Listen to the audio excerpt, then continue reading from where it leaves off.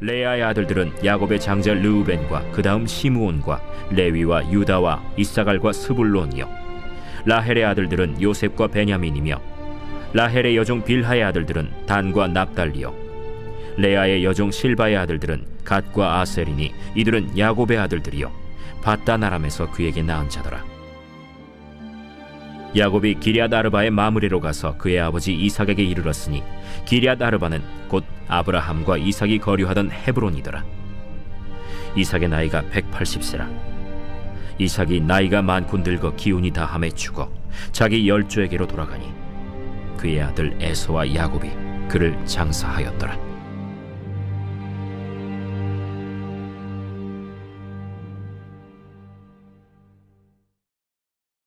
제 36장.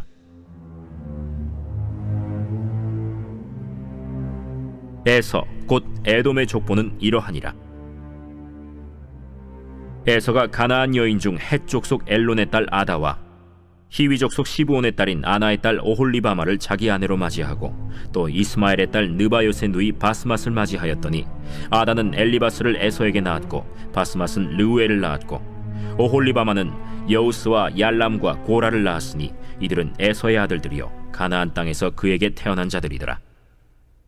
에서가 자기 아내들과 자기 자녀들과 자기 집의 모든 사람과 자기의 가축과 자기의 모든 짐승과 자기가 가나안 땅에서 모은 모든 재물을 이끌고 그의 동생 야곱을 떠나 다른 곳으로 갔으니 두 사람의 소유가 풍부하여 함께 거주할 수 없음이로라.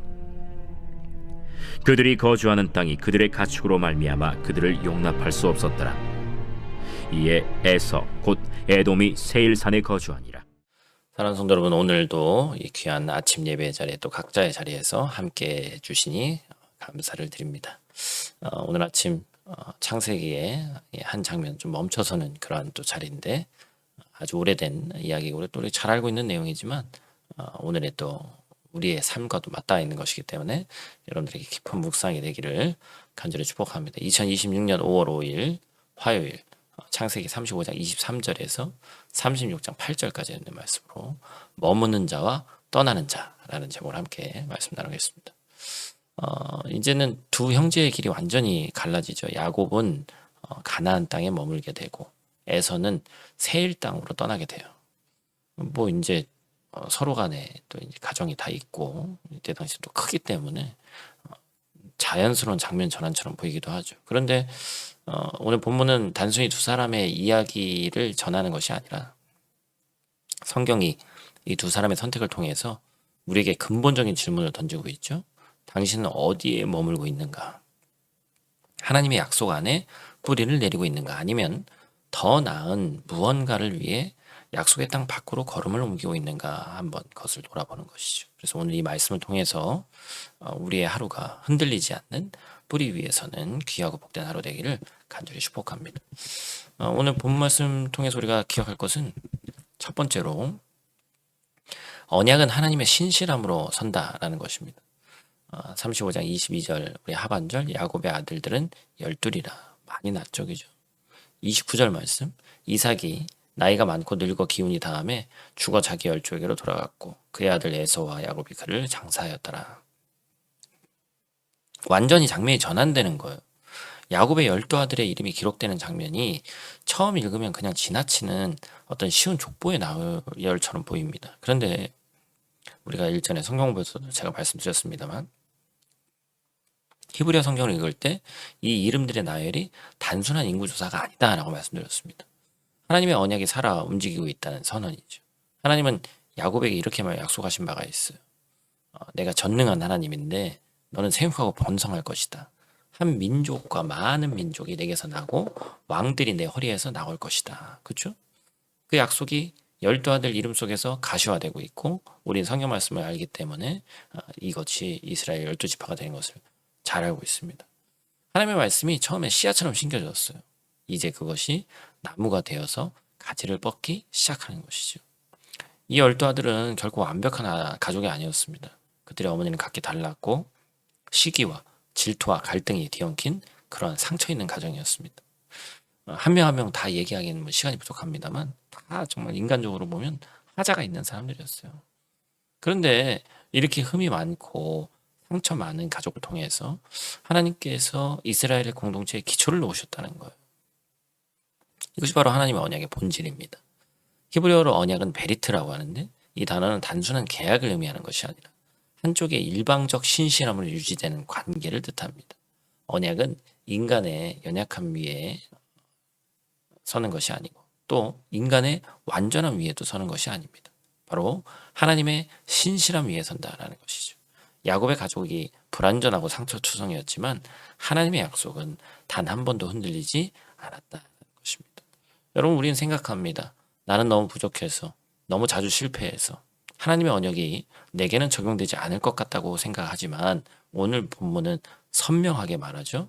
하나님의 약속은 우리의 자격이 아닌 하나님의 신실함 위에 서 있다. 우리가 흔들릴 때여도 하나님의 뿌리는 절대로 흔들리지 않는다라는 것을 꼭 기억하시는 이 아침 되시기를 간절히 축복합니다. 두 번째로 기억할 것은 하나님 보시기에 좋은 것을 택해야 한다라는 것입니다. 6절, 7절 말씀. 에서가 자기 아내들과 자기 자녀들과 자기 집의 모든 사람과 자기의 가축과 자기의 모든 짐승과 자기가 가나안 땅에서 모은 모든 재물을 이끌고 그의 동생 야곱을 떠나 다른 곳으로 갔으니 두 사람의 소유가 풍성하여 함께 거주할 수 없음이로라. 그들이 거주하는 땅이 그들의 가축으로 말미암아 그들을 용납할 수 없었더라. 표면적으로는 뭐 엄청 복받은 거죠. 여러분, 에서는 이 성경에서 에서를 악인으로 묘사하지 않습니다. 36절 보면 6장을 보면 에서는 성공한 사람이었어요. 많은 가축과 재물을 소유했고 가나안의 족장 가문들과 혼인 관계를 맺으면서 세력을 키웠습니다. 세상적 기준으로 보면 성공한 인물이었죠. 그런데 성경은 에서의 선택에 대해서 뭐라고 하고 있냐는 거예요. 여전히 하나님의 언약적 순결함보다는 자기 욕구와 실리를 선택하고 있다고 이렇게 얘기합니다. 가나안 땅 안에 있었지만 그는 하나님의 언약과는 점점 더 멀어지는 삶을 살았고 결국 스스로 그 땅을 떠났습니다. 야곱과 함께 살기에 소유가 너무 많아졌기 때문이라고 성경이 기록합니다. 참 인상적인 대목이죠. 에서는 억지로 쫓겨난 게 아니었어요. 스스로 선택해서 떠난 거였습니다. 그 선택의 이유는 살기 팍팍해서가 아니었습니다. 오히려 너무 잘 되었기 때문이었습니다. 더 큰 기회가 있어서라는 계산 아래서 에서는 약속의 땅을 아무 미련 없이 떠났습니다. 그렇다면 오늘 우리에게 이 장면은 무엇을 묻고 있습니까? 혹시 우리도 에서처럼 더 나은 삶, 더 편한 조건, 더 많은 기회를 찾아서 하나님의 언약의 자리에서 멀어지고 있지는 않은지. 에서의 떠남은 지리적 이동의 문제가 아니었죠. 영적 선택의 문제였다는 거예요. 어디에 마음을 두고 사느냐의 문제였습니다. 이 히브리어 선택하다라는 동사를 이 원어를 잘 보면 단순히 옵션을 고르는 행위가 아니고 이 단어는 면밀히 살펴보고 시험하고 분별해서 가장 좋은 것을 취하는 행위를 얘기하는 것입니다. 하나님이 이스라엘을 선택할 때 쓴 동사가 바로 이 동사예요. 그렇기 때문에 선택은 단순한 취향이 아닙니다. 그것은 무엇이 진정으로 소중한가를 아는 지혜에서 비롯되는 거예요. 에서는 자기 눈에 좋아 보이는 것을 선택했습니다. 그러나 야곱은 결코 완전하지 않고 여전히 실수투성이었지만 약속의 땅에 남기를 선택했죠. 왜냐하면 하나님의 언약을 더 간절하게 붙들었기 때문에 그렇습니다. 그리고 그 선택이 결국 이스라엘이라는 이름으로 12지파의 역사로 우리가 믿는 하나님의 구원의 이야기로 이어지는 거예요. 오늘 본 말씀에서 에서와 야곱은 갈림길에 섰습니다. 두 사람 다 선택을 했습니다. 에서는 자기 눈에 더 크고 나아 보이는 것을 향해 걸어갔고 야곱은 부족하고 불편하더라도 하나님의 언약이 있는 땅에 머물렀습니다. 성경은 이 두 선택을 평가하지 않습니다. 다만 담담하게 기록합니다. 그리고 그 이후의 역사가 답을 말해주죠. 머물러야 돼요.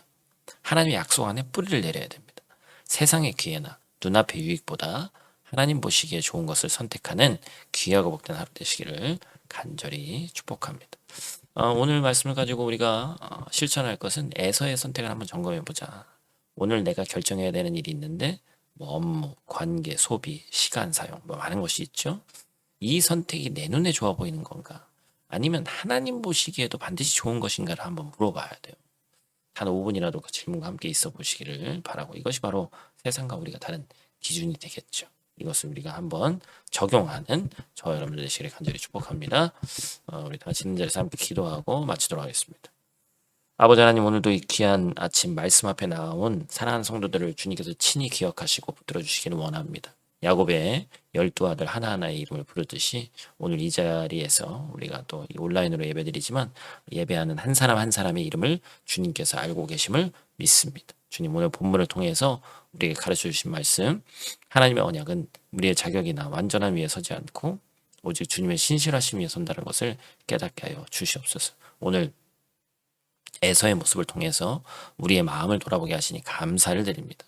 저희가 살아가면서 얼마나 자주 하나님의 언약보다 눈앞의 유익을, 약속의 자리보다 더 편안한 자리를 택하고 싶었는지 이 시간 주님 앞에 내려놓습니다.